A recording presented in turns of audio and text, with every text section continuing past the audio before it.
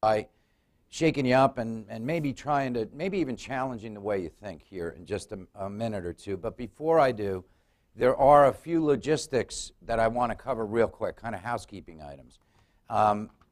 First thing, bathrooms as you exit the room, to the left or to the right. Feel free as needed.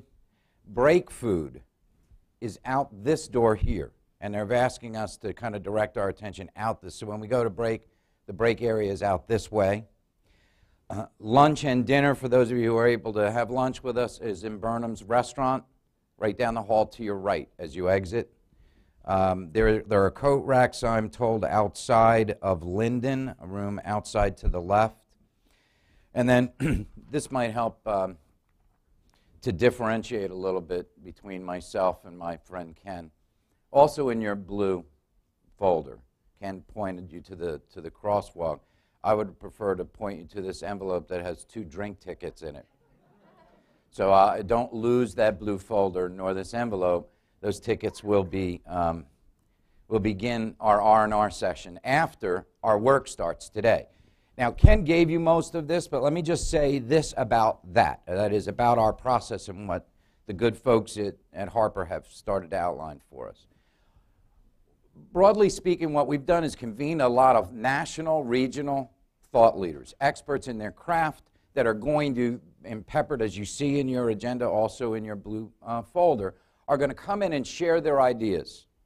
So you'll see both in keynote presentations, some presentations that you'll hear this morning, later, and tomorrow, trends, national trends, breaking ground thoughts, the kinds of things that we want to be able to hear as a college community. But you'll also hear that from panelists who'll come in and give you very short statements about what they think you need to know, that is, you internal planners, when you go into your rooms for earnest starting tomorrow afternoon. So it's about getting thought leaders to share their ideas so that we can hear it all. However, I want to stress it is a dialogue, not a bunch of presentations.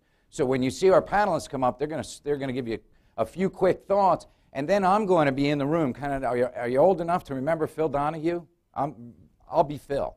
So I'm going to be running around with a microphone, and you guys are going to start a dialogue with the panelists. So very key part of what we want to do here is to get into a dialogue with these thought leaders as opposed to just listen. So I want you to push back, challenge, ask questions, allow them to expand on their short presentations at the beginning of each panel. And then ultimately we'll get into breakout activities.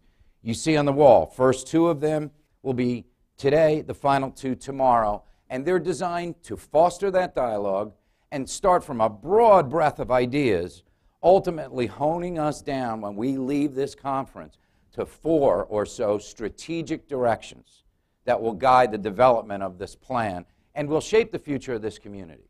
So that's ultimately what we're hoping to get out of this and what we want to get. One last thing, and I've got to make this point because we're already a few minutes behind. I'm going to do my best to pick that up. I stress we are packed tight over the next 48 hours, but particularly so right now. So when we do get through our first agenda items today and we go to break, I'm going to ask you, no matter when we break, and I'll try to make sure it's on time, that we reconvene in this room about 5 minutes early, 2:55. We have an excellent presenter, Ken already introduced to you, and we'll introduce to you again later, and they are on a live feed with a hard break from Washington. So we need to start at 3 and end at 4, and if we dribble in the room like typically happens in meetings like this, we will lose what that individual has to share with us, and believe me, you don't want to lose a single moment of it. So again, pardon me if I move quickly now, and please remember, when we do go to break, I'm going to ask you unusually to actually come back a few minutes early, be in your chairs, because we will start precisely at 3, technology willing. Okay? All right, good. So that's my kind of logistics, and now I'd like to kind of start your thinking. You ready to start? Good, good. Okay, so my job as we start today is to kind of get your minds, seed the clouds, if you will. Maybe make you even a little bit uncomfortable. I'm good at that. I'm from Jersey. In case you haven't noticed, you'll know it by the time we're done. And I want to talk about something that you've all heard the words, Ken introduced it, the new normal, but in the context of what's happening in the world around us. I think we all have learned that unlike the days when I was born, I'm a child of the 50s, you grew up and you were to get a better job than your folks have, and you were going to move up exactly one half a social strata, and it was a right, almost a rite of passage. I think by now we've figured out that is no longer the case, that there is no God-given right to American jobs or prosperity. We're going to have to work at it, and we're going to have to rethink the way we do things. So we've got to work in a global context, and it's my job to start to kind of give us a quick global update, if you will.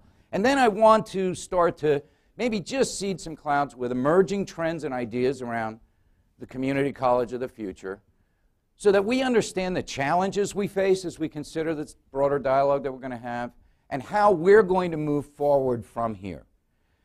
As part of America's recovery, but specifically as part of planning the future of this community that you folks live in, that you work in, and that you raise families in. And I'll put some closing thoughts to it, and let me say now that when I move to close, those of you who are in our reactors panel, immediately we're going to ask you to come to the front of the room. Magically, we'll levitate these tables up here, and we'll move right into a panel. Fair enough? So that's what I got on the agenda. Let's see where it takes us. Okay, so Tom Friedman told us we no longer live isolated from the rest of the globe. So here's my global update. And I'm going to do it starting with some very recent updates about where we stand as an American economy. So just looking very recently in some of the updates, and you guys are reading and watching the news, the latest signs of life in the economy, and it leads people now to start to say, well, is it an upturn or is it the beginning of a double dip? Is it a misleading blip? Is it sustainable? One article just as recent as January in the Times, the author says, if the Great Recession has ended, well, perhaps it's been replaced by the Great Ambiguity. Yeah, right. Isn't that wonderful? Oh, great. We're out of recession and into ambiguity. That makes me feel really good, right? A time of debate. And some pundits have even started to refer to these times that we're just hopefully exiting as America's lost decade. Have you heard this in time? Yeah. America's lost decade, probably copying what happened to the Japanese. And one of the quotes, a startling number of contemporary indicators are at or below levels they were at 10 years ago.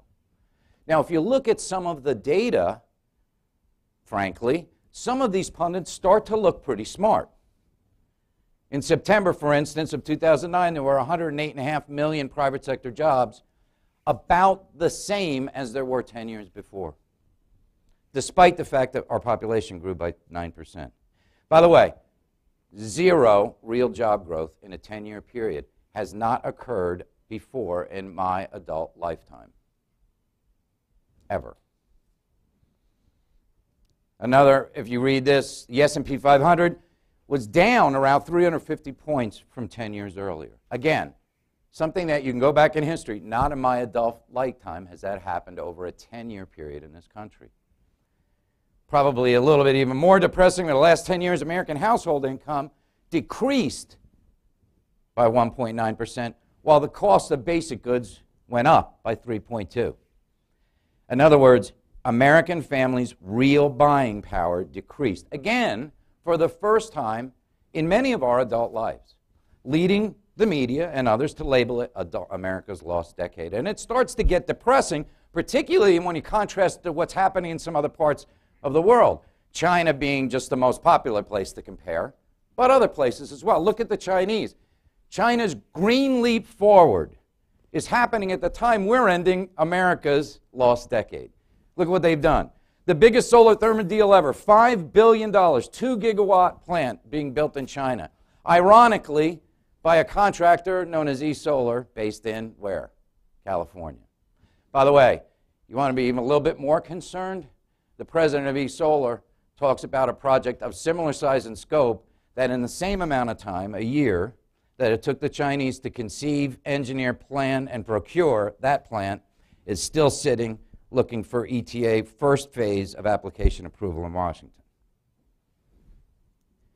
The Chinese have dropped their cost from 59 to